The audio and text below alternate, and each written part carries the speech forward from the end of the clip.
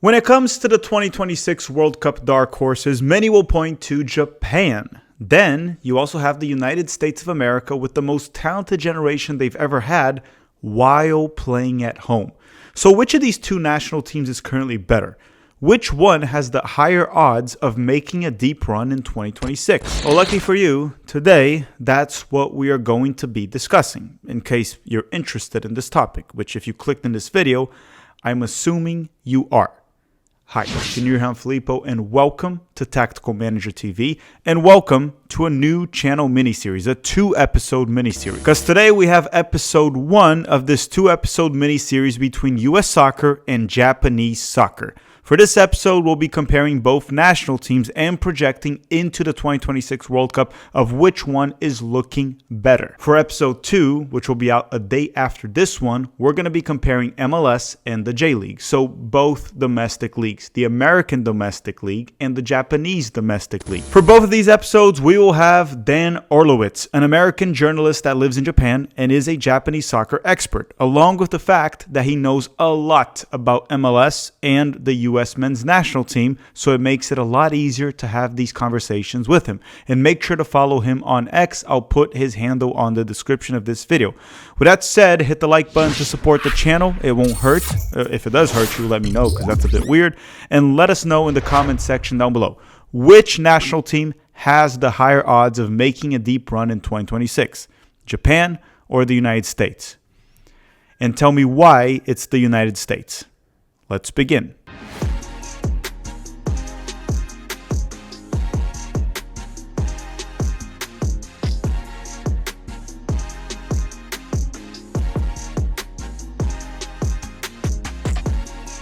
Okay, everyone, and guess who's back? If you guys have been here long enough, you probably remember Dan Orlowitz. He covered Japan here at the channel when the United States and Japan clashed in a friendly before the 2022 World Cup. And now, roughly a year and a half later, he is back. Thank you very much, Dan. How are you doing? I'm good. Thank you for having me. Great to be back. Happy New Year. Happy MLS kit drop season. Happy J League. The Super Cup's this weekend, and then the season starts next week. So it's good to have club soccer back. And boys, are going to be an interesting one this year for both of us. And I know I told you this off camera, and I want to say this again in here during the recording, is one thing that I appreciate of having Dan here is obviously he covers Japanese soccer in general. So he knows the J League, knows the national team, but he does know what's going on in the US as well. So when that meshes in, it becomes a much easier conversation to have for all these topics, because he'll be able to, give his input with the US and draw parallels too. So why don't we start with the question that surrounds this episode? The 2026 World Cup is coming. The United States has a talented generation and is the host nation. So definitely a dark horse candidate. And Japan is a national team that's been showing promise for quite some time. And I think Japan is one of those countries that they're just bound to make a deep run within the next 3 or 4 World Cups. It's going to happen. It's just a matter of when. When you're projecting into 2026, Japan was good in 2022, but then they fell short against Croatia. Now they had a very disappointing Asian Cup, even though in the lead up to the Asian Cup, Japan was tremendous. But then in the Asian Cup, quite a shocker. I actually thought they were going to win, and they didn't. So you tell me, Dan, from what you know from the US, from what you know from Japan, you can address whatever issues you want. I'm going to give you the mic. Who do you think has higher odds of making a deep run in 2026, and why? It's really tough. I think that the other thing that we haven't really gone over yet is just how big this World Cup is going to be. Not just hype and all that, but it's going to be a huge World Cup. We're expanding to 48 teams? 48, correct. And playing in 3 countries, not just 3 countries, but 3 huge countries. It's going to be just a unique set of challenges, and that makes it so much harder to predict how a team, who looks like they'll qualify will fare in 2 years and change. I do think that home advantage is going to work for the U.S. I think that if you're a U.S. men's supporter, you're looking at least the quarterfinals. I think that sort of has to be the standard. And from the Japan perspective, anything less than the quarterfinals would be a disappointment.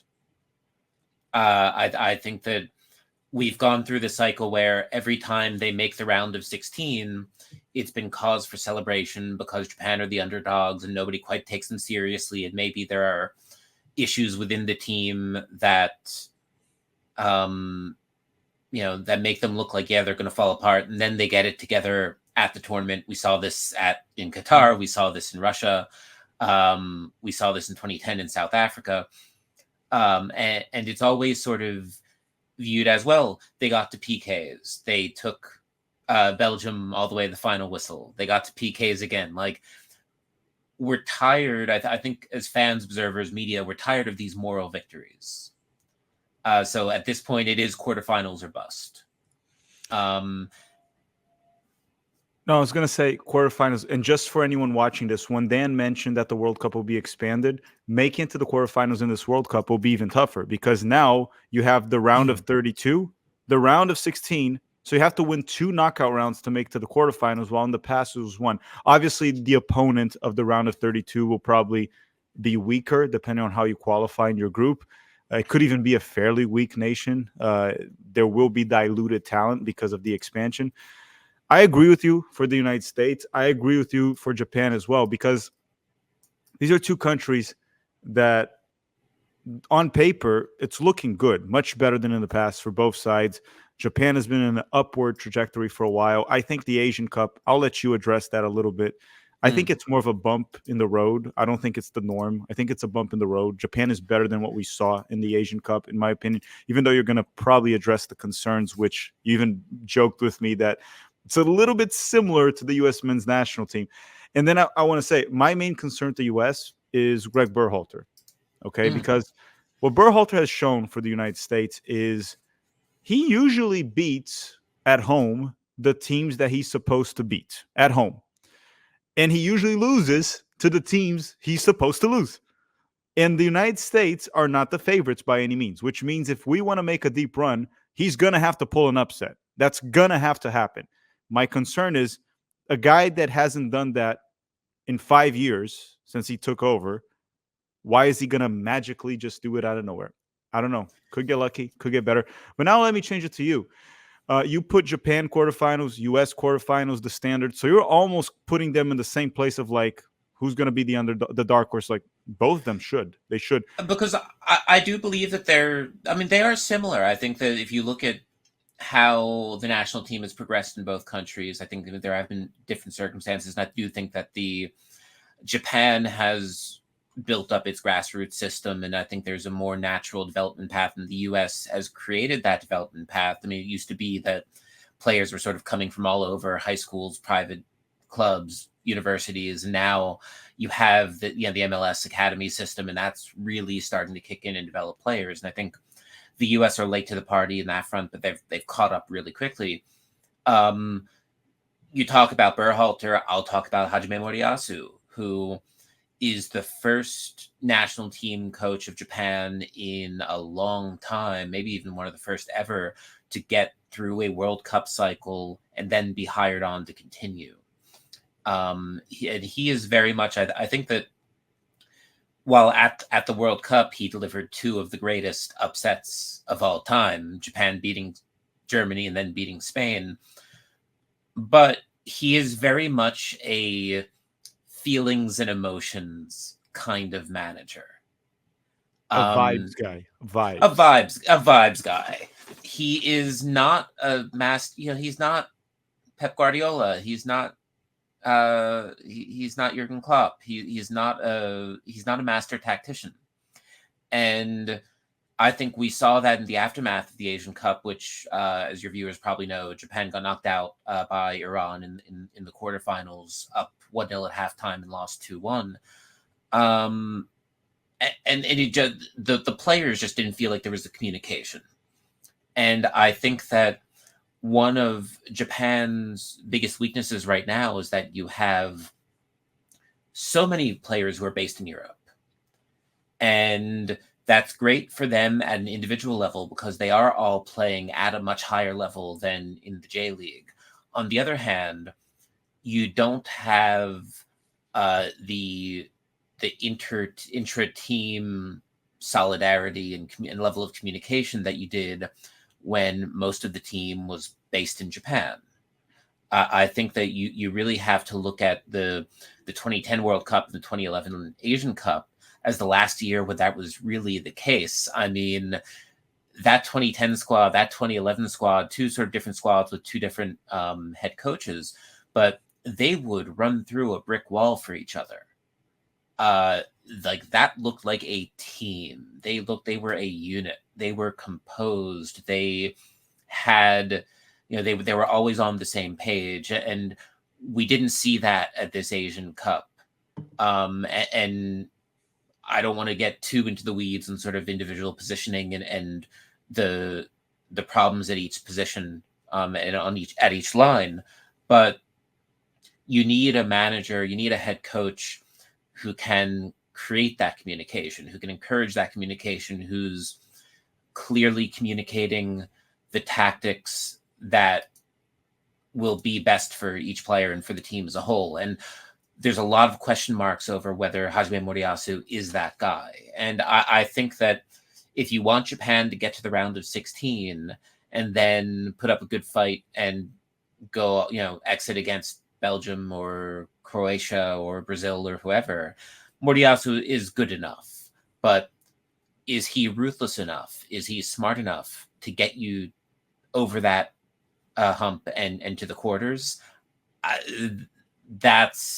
I'm really not quite sure. And I think a lot of people on this side are very uncertain. Hey, maybe you guys should hire Greg Berhalter and see if he's ruthless enough. No, thank you. We know the mess we have.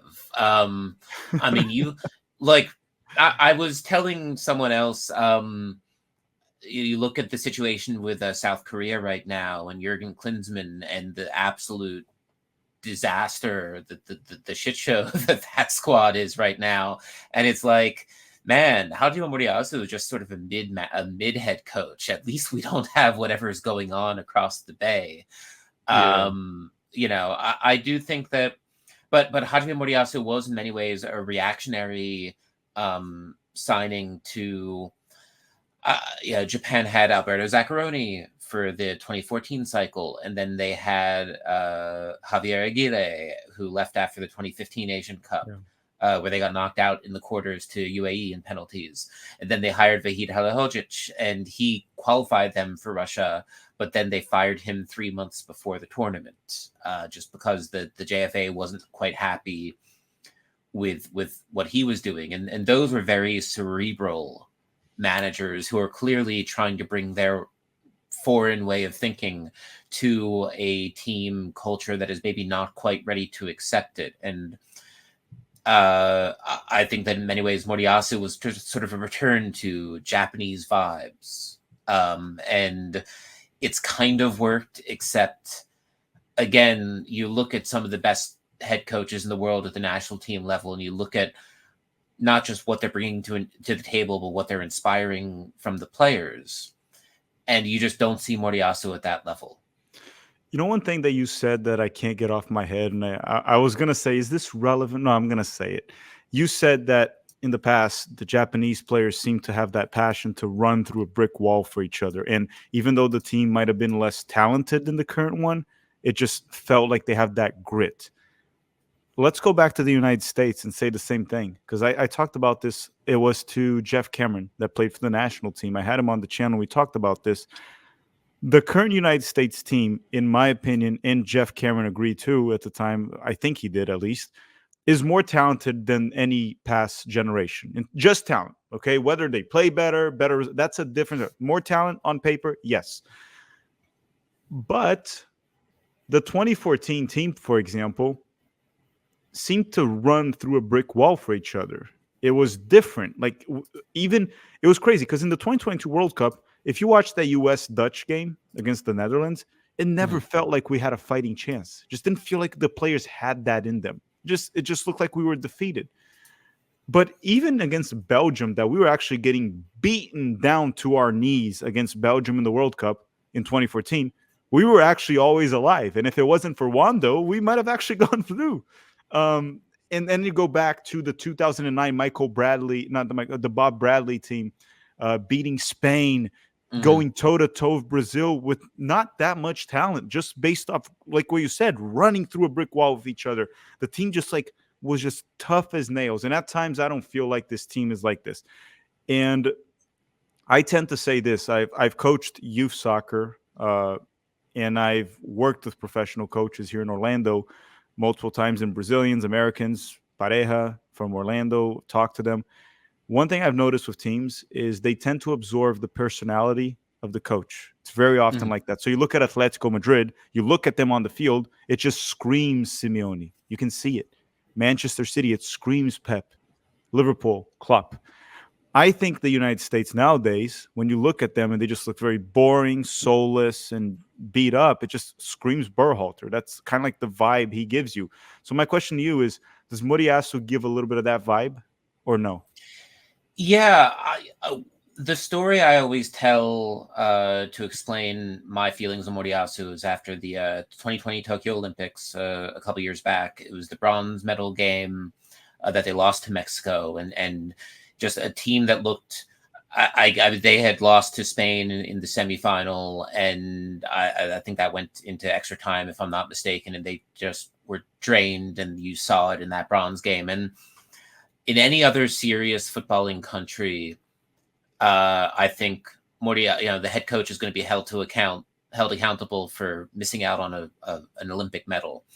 Moriyasu was instead asked to sort of retread comments that he had made the day before the game about the significance of playing it so close to the anniversary of the atomic bombing, since he's from Hiroshima. Mm-hmm. And he just went on and on about that for like 10-15 minutes with the interpretation, and that was the only question that he answered, and then they called time on it because of timing and whatever. And that sort of that resonated with me. It's like, this is, I mean, that reflects issues with the Japanese football media or soccer media. But it also does show that, like, when he's called, when he has an opportunity to justify what goes wrong, like, he always does sort of avoid taking a firm position. He refuses to talk about why he didn't call up certain players, for example. That's always a popular thing. It's just, again, very vibes based, and Man, do that's you have just a sort of, Japanese Berhalter in charge? Is yeah, that what you? yeah, I know, but like, and I think that the idea is that if you have the level of talent that we have in Japan, if you're calling those guys up, and sort of what he's essentially doing is assembling a pickup team. And yes, I mean, those players do have good relationships with each other, but he's just sort of expecting that you put the 11 best players you have on the pitch and they'll be fine. And that works in friendlies, and it works in Asian World Cup qualifying to an extent, because like when you're playing teams like Syria and Myanmar and Kyrgyzstan and Mongolia, Mhm. yeah, you'll flatten them. And even when you're playing teams like Australia and Saudi Arabia and Bahrain, like, you'll beat them. I mean, Berhalter lost to But Trinidad, but I get your point. Yeah. well, yeah, but like, it's what matters is, the only thing that matters is the World Cup, and to a lesser Yeah. extent the Asian Cup. Like, if you think about, Moriyasu's been in charge since the late 2018. The only title that he's won is the 2021 East Asian E1 Championship, Who you like a play summer. against for that? East Asia, the EAFF is it's Japan, South Korea, China, and a preliminary qualifier winner, and that is only played with squads that are based in Asia. So it's Oh, basically a domestic. chance for J League and K League and KS and CSL players to get called up, and it's sort of like very much not even a B team, a C team. But it's it's a sub-regional tournament that is outside the FIFA window. But Got it. that's the only thing. I mean, they're still called the Samurai Blue. They still count as caps more or less. But that's the only thing that Moriyasu has actually won. And it really does make you think, like, is he the man to get us to the promised land? And the answer is probably not. In Japan, just a quick yes or no, because then I want to finalize this episode with a final question. Japan has the most talent in Asia right now, in your opinion, on paper. Yeah. Okay. And then last but not least, in my opinion, my personal opinion, from what I know, I don't know as much as you in Japan, but we even talked about this. I'm not completely oblivious to the Japanese national team. I know a lot of the players. I watched all their knockout rounds, the 2 knockout rounds in the Asian Cup. I watched all their games in the World Cup. You know that because we talked about Japan a year and a half ago. I think for 2026, I think the United States has slight higher odds of making a deep run, a little bit because of the host effect. I think that will play a big role. And there is something about the US too, where Japan, I don't mean to offend Japan with this, but in soccer at least, they seem like big underachievers very often. It almost feels like they always achieve less than what you expect. While the US, even with Berhalter, to be honest, they achieve usually in the World Cups. The US usually achieves about what you expect from them, even a bit more sometimes. Like 1994 was more, 2002 was more, 2014 was more. Uh, so that history, uh, and because I think both of these teams on paper, it's close enough. Japan, I think Japan's a bit more technical, but then the United States has a bit more physicality, a bit bigger athletes, but Japan is more technical on the ball. Both have coaching issues clearly at this point, and it seems like they're going to go with the coach all the way till the World Cup. So I give the US a slight advantage to make a deep run in 2026. However, I've said this before and I'm going to say it again, and this pisses off a lot of Americans too, not the reasonable ones, but some people get pissed off. I said no nation is close to this. But if I had to pick one nation to win the World Cup outside of CONMEBOL and UEFA within the next 40 years, like way advanced, Japan right now is my pick because I think the trajectory of Japan, which we're going to talk about in the other episode, youth development, there's a few things that I think Japan is doing better than the US. So I think long-term projection, I mean, the US has a lot of dual nationals that were not developed in the US, while Japan, they're mostly, if not all, developed in Japan. We'll talk about that in a second. So I'm going to put the US as the favorites to be the dark horse here against Japan. Yes or no? Do you agree with that? Or do you still think Japan has higher odds in the US?